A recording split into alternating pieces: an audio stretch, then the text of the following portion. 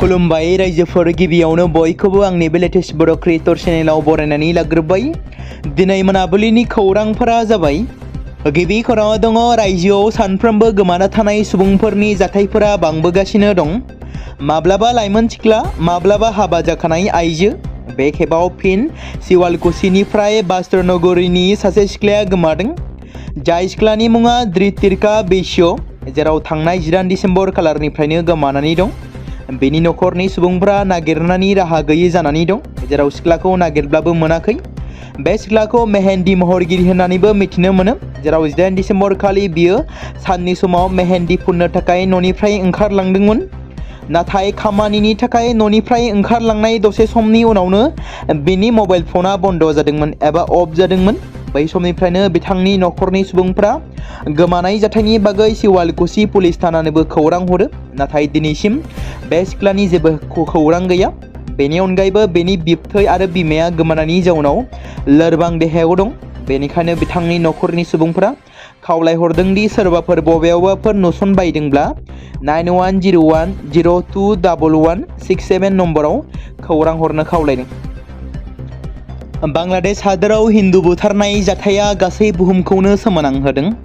बे समावनो सासे लाइमोना ससियेल मिडियायाव अजद गोनां पस्ट होदोंमोन। जाय लाइमोना बांलादेशआव हिन्दु बुथारनायखौ लानानै ससियेल मिडियायाव मोनसे दान्थे-बिदान्थे गोनां पस्ट खालामदोंमोन। बेनि उनाव बे जाथायखौ हेफाजाब होनायनि थाखाय बिथांखौ रङियानिफ्राय खानाय जादों। खौरां मोननाय बायदिब्ला सेंग्रानि मुङा रङियानि वार्ड नाम्बार 3 नि थागिबि मोहम्मद शेख आख्तार आली।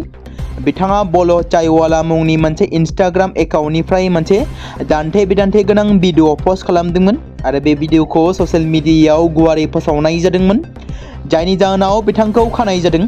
भिडिअआव बे लाइमोनखौ बांलादेशआव हिन्दु बुथारनायखौ बाख्नायनाय नुनो मोननाय जादों आरो पुलिसआ दा जाथायनि सायाव बिथांखौ हमनानै नायबिजिरनायखौ जागायदों।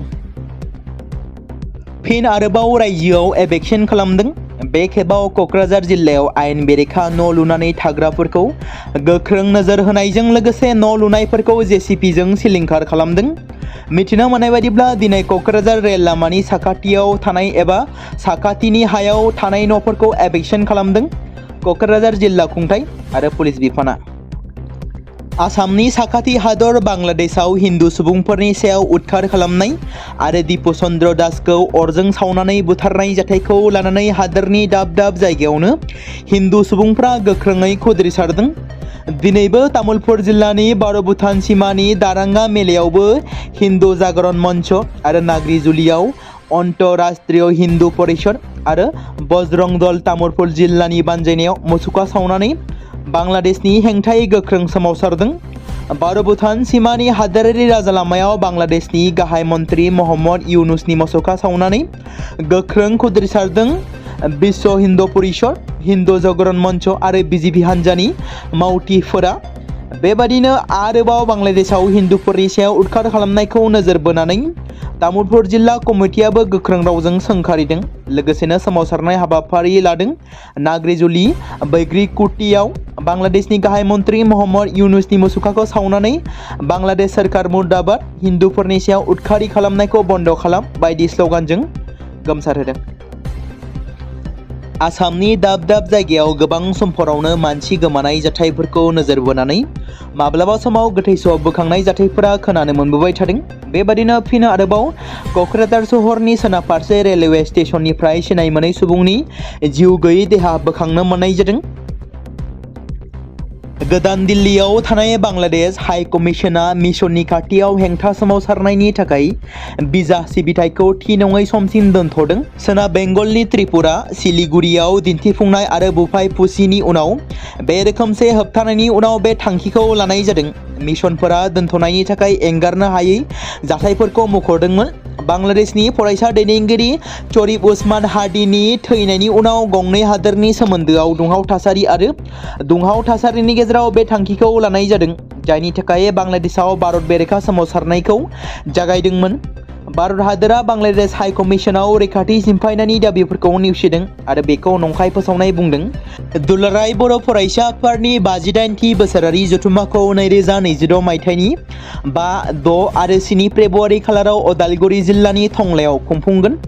बे समाव पान्जाय आफादनि दिन्थिफुंसालि दालाय आफादा गोसो गुदुं सुबुंफोरखौ हारिमुवारि हाबाफारिफोरजों लोगोसे दिन्थिफुंनाय हाबाफारिफोराव लोगोसे गला होनो बाहागो लानो थाखाय खावलायदों।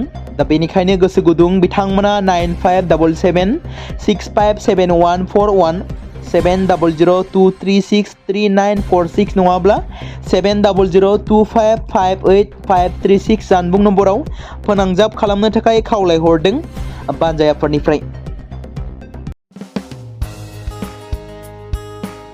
बे समाव मोनसे गोनां फोसावथाय बर' सावथुन नायनानै मोजां मोनग्रा गासै बर' रायजो राजाफोरनि गेजेराव लानानै फैदों मोनसे बर'नि OTT प्लेटफर्म गोनां, जाय प्लेटफर्मनि गेजेरजों नोंथांमोना बर'नि गोदान सावथुनफोरखौ नुनो मोनगोन। थांनाय माखासे बोसोर सिगां बर'नि गेजेराव लानानै फैनाय निउबो एप बायदिनो फिन आरोबाव लानानै फैदों बर' रायजो राजाफोरनि थाखाय। बे बाथ्राखौ मख'नाया गोनांदि 2025 मायथाइनि जानुवारि दानाव ओंखारनाय आंगो स्ट्रीम मुंनि मोनसे OTT प्लेटफर्म गोनां निउबो एपनि गेजेरजों नोंथांमोना गोबांथार बर'नि सावथुनफोर जेरै ट्रेजेडी, रमान्टिक, एक्शन आरो कमेडीजों बुंफबनाय सावथुनफोरखौ नुनो मोनगोन। जेरै सनानि नखर, थांखि गैयै समाज, अनसुला आफा, हिर', बिमा बायदि बाजै, अर, थैसाम, वान्टेड, संदान आरो रं नाम्बार बायदि सावथुनफोरा मख'जाथाव। बेफोर सावथुनफोरखौ नायनो थाखाय नोंथांमोना गिबियावनो आंगो स्ट्रीम एपखौ गावनि मबाइलाव थानाय प्ले स्ट'रनिफ्राय डाउनल'ड खालामनानै लोगोसे इनस्टल खालामनानै गावनि मबाइल नाम्बारजों लगइन खालामनानै लाग्रोनांगोन। बेनि उनाव नोंथांमोना गोबांथार नुनो मोनै सावथुनफोरखौ गुगोल पे, फन पे आरो पेटिएमजों रं नाम्बार सावथुनखौ नायनो थाखाय 60 रां आरो संदान सावथुनखौ नायनो थाखाय 80 रां, वान्टेड सावथुनखौ नायनो थाखाय 60 रां, थैसाम सावथुनखौ नायनो थाखाय 60 रां बेबायदिनो गोबांथार नुनो मोनै सावथुनफोरखौ नायनो थाखाय सुबिदा खालामनानै होदों आंगो स्ट्रीम प्लेटफर्मा। फिन नोंथांमोननि गेजेराव फोरमायबावनो लादों बर' सावथुन नायनानै मोजां मोनग्रा गासै बर' रायजो राजाफोरनि गेजेराव लानानै फैदों मोनसे बर'नि OTT प्लेटफर्म गोनां, जाय प्लेटफर्मनि गेजेरजों नोंथांमोना बर'नि नुनो मोनै सावथुनफोर जेराव गोदान सावथुनफोरखौ नुनो मोनगोन। बे बाथ्राखौ मख'नाया गोनांदि 2025 मायथाइनि जानुवारि दानाव दिहुनजानाय आंगो स्ट्रीम मुंनि मोनसे OTT प्लेटफर्म गोनां एपनि गेजेरजों नोंथांमोना गोबांथार बर'नि ट्रेजेडी, रमान्टिक, एक्शन आरो कमेडीजों बुंफबनाय सावथुनफोरखौ नुनो मोनगोन। जेरै रं नाम्बार, संदान, वान्टेड, थैसाम, अर, बिमा बायदि बाजै, हिर', अनसुला आफा, थांखि गैयै समाज, सनानि नखर बायदि बायदि सावथुनफ्रा मख'जाथाव।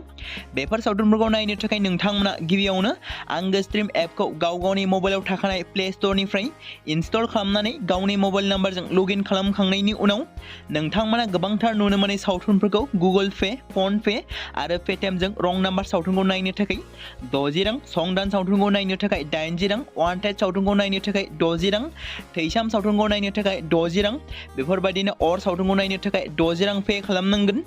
बेबायदिनो गोबांथार नुनो मोनै बर' सावथुनफोरखौ नायनो थाखाय सुबिदा खालामनानै होदों आंगो स्ट्रीम प्लेटफर्मा।